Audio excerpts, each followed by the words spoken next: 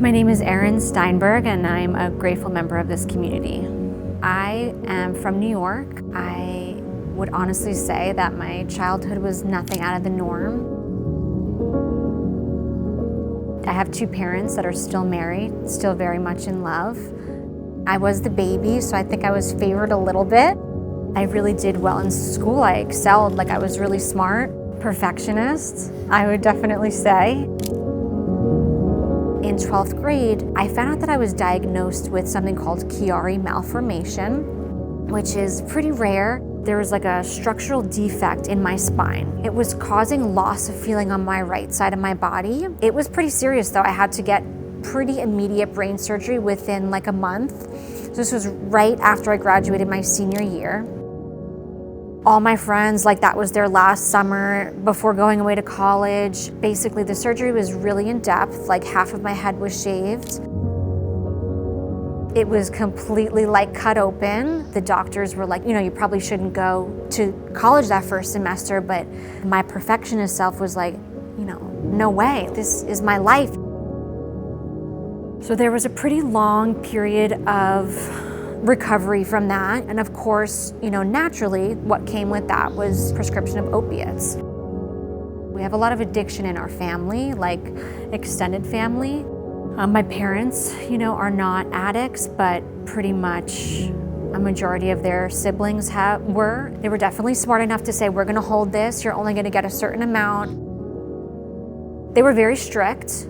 It wasn't the most easy to be open with them. So the only option I had was to go to community college. And the crowd that I just kind of fell into was people that were trying Xanax, people that were drinking a lot, people that were smoking a lot of weed.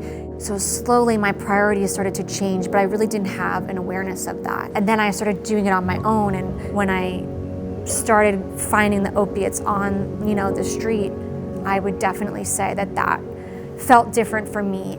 And fast forward a little bit of time after using the opiates, there was a certain point in the nursing program that in order to move forward, to the next part, you had to take a drug test.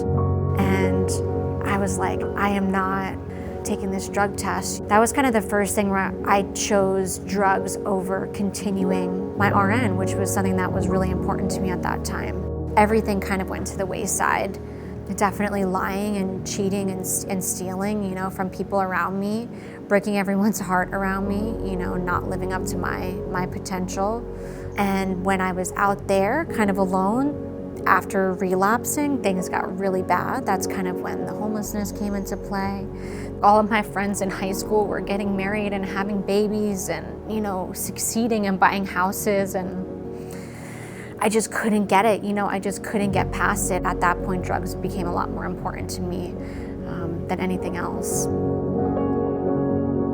At the time, I was using intravenous IV heroin and coke at the same time. I was probably like 95 pounds, and it was a long, really, really, really rough run. I did not have any sort of job. I didn't have any sort of insurance. I did not have a dollar to my name. It was a rat race every day to get, what I needed. And I really just started to think like, damn, like I really should do something about this. I just thought of my friend Jill, who went to Beit Shuva, and I just figured I would give her a call, and she answered. I said, I really, really, really need help. I did not have, anything to offer at that point except for desperation, truly. The donors are a huge part of really why I'm here, for real, for real. When I would go to Beit Shuva to visit for Shabbat services, it was so unlike any other thing I had ever experienced. It was so fun. Everyone was singing and dancing. Religion mixed with, sobriety and recovery and healing, which is not something I had ever experienced either.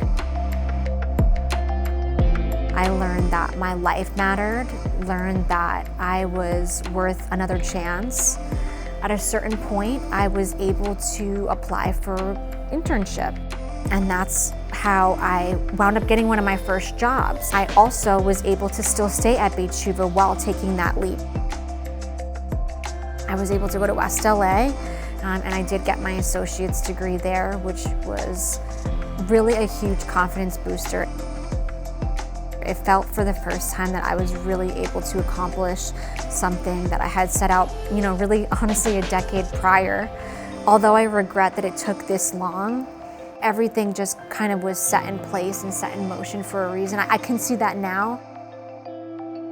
Unexpected gifts that I definitely 100% did not think that I would get out of this is falling in love with my best friend, Josh.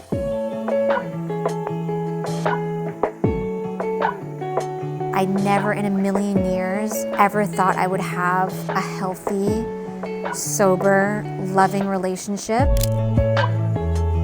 We are having a baby shower soon, and who is there for us are our friends from Beit Shuvah.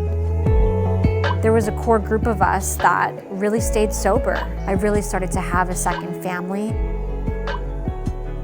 I just feel incredibly, incredibly lucky to have experienced all of this. It makes such an impact, not just for where I slept at night, but for the staff members that were so caring and loving to me, the people that carried me through in the beginning, the people that taught me during my internship. Truly, truly, none of this would be possible without the really incredibly generous people that donate to Beit Shuvah. So many people's lives have been changed because of them, and they don't even know it.